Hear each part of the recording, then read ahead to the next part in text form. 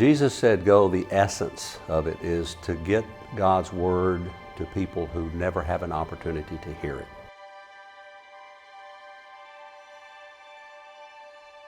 We're focused on unreached people groups right now throughout West Africa. We do that through oral Bible storying. That is God's Word in an oral form. They gather groups. They have 2 leaders that we're working with, 2 leaders from a people group known as the Fulani.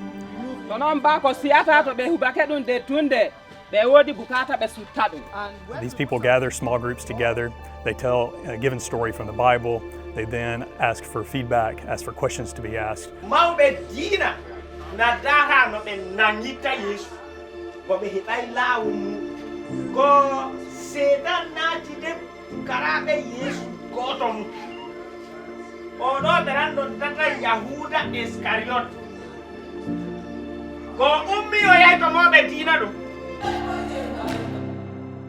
What we're hoping is that we introduce and prove a model that will work with unreached groups that can be reproduced anywhere by any ministry as long as it's indigenous based.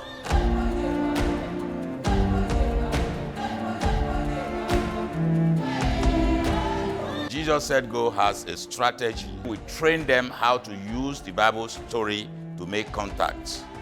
And who are the people that have been trained to make contacts? His storytellers.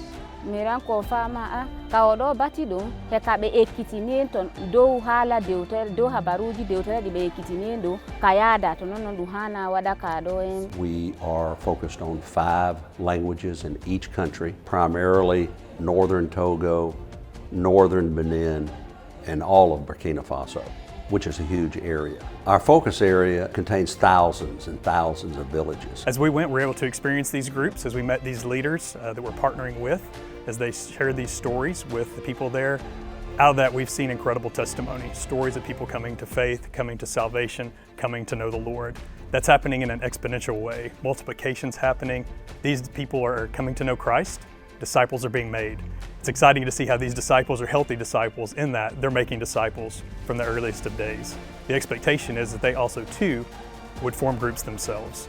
And in forming these groups, again, we're seeing a rapid multiplication of people coming to faith, and out of that churches being born. You can see the multiplication effect. It's not addition, it's multiplication.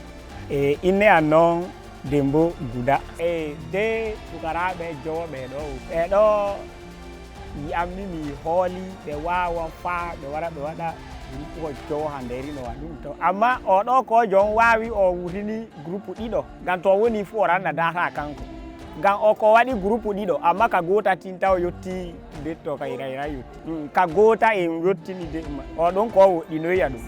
And so when God's Word goes out, we operate on the spiritual principle that it will accomplish exactly what He's purposed it to accomplish. We're not worried about some overarching strategy other than that.